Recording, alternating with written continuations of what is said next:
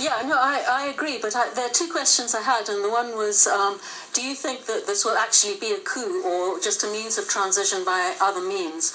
And also, what about the military sort of economic interest? Brian, go ahead. Right. Well, when the military is coming in and taking a level of authority away from a democratically elected regime, then that meets my standard of a coup. We can put lipstick on a pig and say it's a transitionary phase, but I think that those have been words that have been uttered in every coup that has ever taken place throughout human history. Also, the words "this is not a coup" have been said in every coup. I'll take the power and I'll give it back to you maybe in the future. Okay? Sounds like Algeria to me. Well, that's what we saw in 2011. I don't think that we have a reason not to trust that the military will do that. General Tantawi did a remarkably good job, in my opinion, given the challenges that he faced when he was head of the army in 2011, and he steered it through that transition.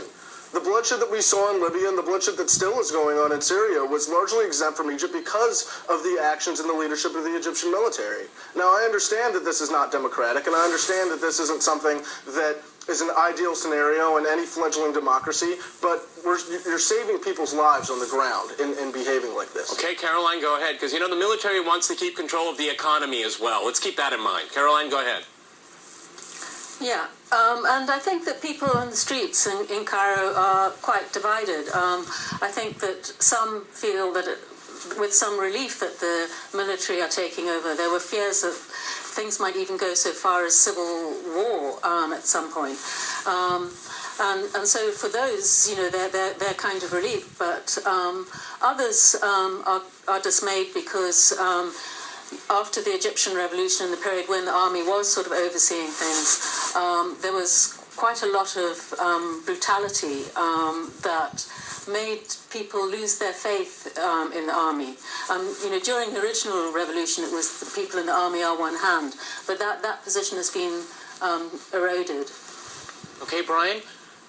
I mean, do you think the military is a force for good when it comes to democracy? And also I think that they need to be, and they need to be a positive force in democracy. What they are, unequivocally, is an enormous power broker in Egypt, and that's not going to change. Could you imagine if Morsi was, in fact, the commander-in-chief of the armed forces? Could you imagine what would be taking place right now? So we should all be very, very thankful for the military's autonomy in Egypt.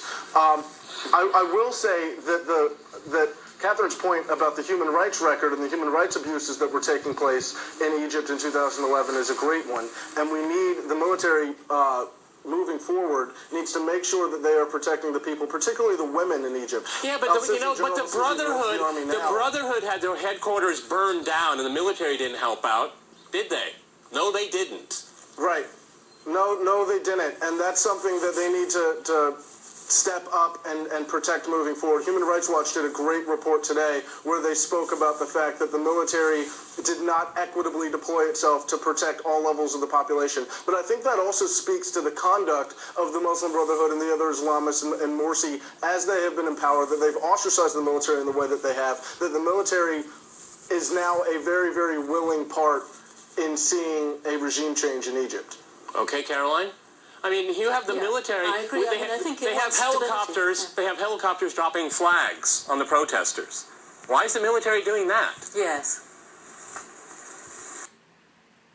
يعني يحبون شعبهم. I think it's because they want to feel the people to feel that مو مثل جيشنا. You know, that they have the support of the military, really. But that means that they're an active. Absolutely right.